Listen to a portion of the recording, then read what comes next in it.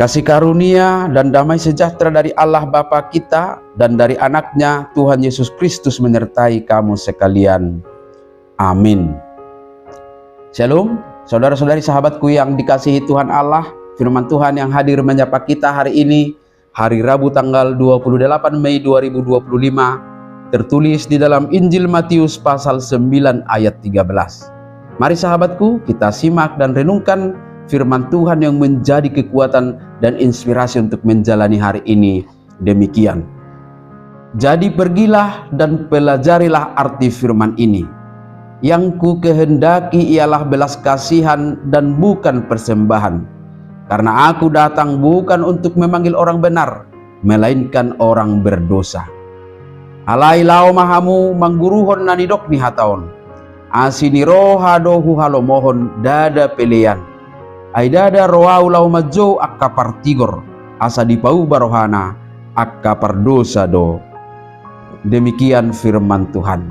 Sahabat renungan harian, saudara-saudariku yang dikasihi Tuhan, perkataan Tuhan Yesus dalam ayat ini muncul dalam konteks yang sangat menarik.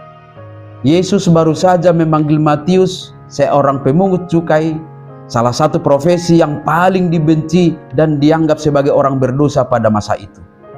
Yesus mengajak Matius untuk menjadi muridnya.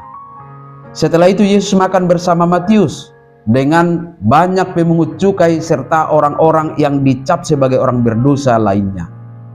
Para ahli Taurat dan orang Farisi yang merasa diri benar dan merasa paling suci melihat ini dan mengkritik Yesus serta berkata kepada murid-murid Yesus, "Mengapa gurumu makan bersama-sama dengan pemungut cukai dan orang-orang berdosa?" Dan nas inilah jawaban Yesus yang juga dicatat dalam Hosea pasal 6 ayat 6. Yang ku kehendaki ialah belas kasihan dan bukan persembahan. Apa artinya ini bagi kita?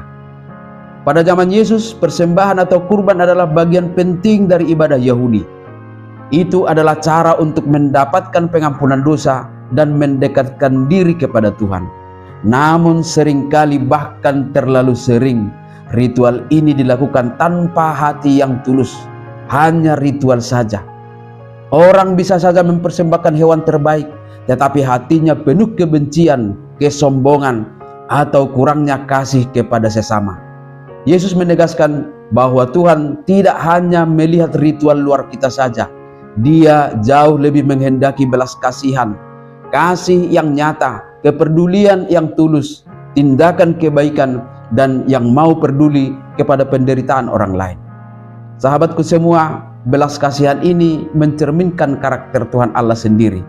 Maka ketika kita memiliki belas kasihan, kita sedang menunjukkan bahwa kita memahami hati Allah, dan itu lebih berharga daripada 1000 kurban bakaran tanpa kasih.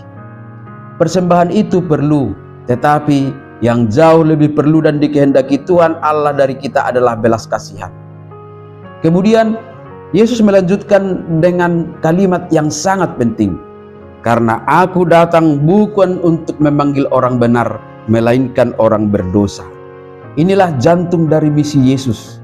Yesus tidak datang untuk mencari orang-orang yang sudah merasa sempurna dan tidak butuh apa-apa.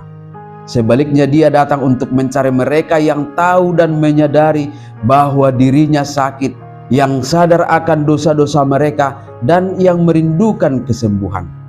Ini bukan berarti Yesus mengabaikan orang benar, tetapi dia tidak akan datang kepada mereka yang merasa diri sudah benar, yang merasa tidak butuh lagi juru selamat.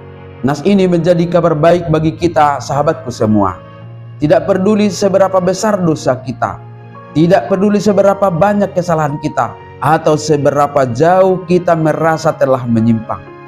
Yesus datang untuk kita semua. Dia tidak menunggu kita menjadi sempurna. Dia mengulurkan tangannya bahkan saat kita masih dalam keadaan berdosa. Karena misinya adalah untuk menyembuhkan dan memulihkan hidup kita. Maka sambutlah itu dengan sukacita. Amin. Selamat beraktivitas. Tuhan memberkati.